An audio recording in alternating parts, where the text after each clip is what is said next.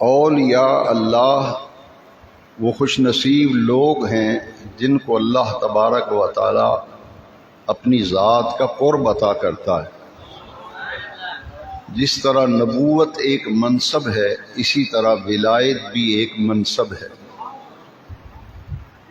قرآن مجید میں ان کے مقام و مرتبے کو اس آیت کریمہ میں بیان کیا گیا، اور آیت کریمہ کا آغاز جو ہے وہ لفظ الا سے ہوا، اور الا کا معنی ڈکشنری میں لغت میں خبردار، لفظی معنی کیا ہے؟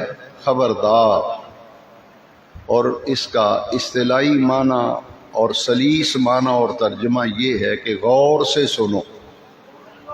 قرآن مجید کی جس آیت میں بھی پہلے الا کا لفظ آئے گا، ایک آیت کریمہ میں سمجھانے کے لیے دوسری آیت کریمہ عرض کرتا ہوں جس میں الا کا لفظ آئے، الا بذکر اللہ تطمئن القلوب، یہاں بھی الا کا لفظ ہے، الا ان اولیاء اللہ۔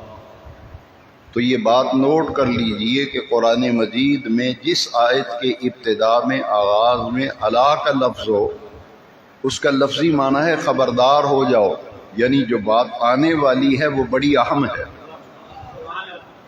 جو بات آنے والی ہے وہ بڑی اہم ہے۔ اور اس کا جو ترجمہ سلیس کیا جائے گا تو پھر معنی یہ ہوگا غور سے سنو، غور سے سنو۔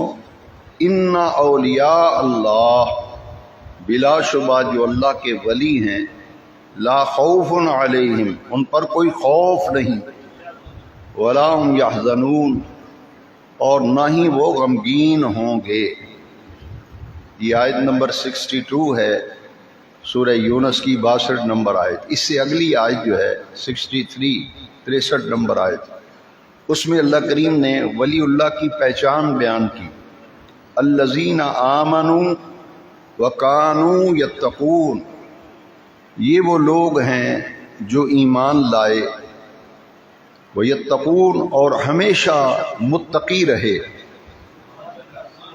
ایمان لائے اور ہمیشہ متقی رہے، پرہیزگار رہے، پوری زندگی تقوی اور پرہیزگاری ان کی زندگی میں ہمیشہ نمایاں رہا۔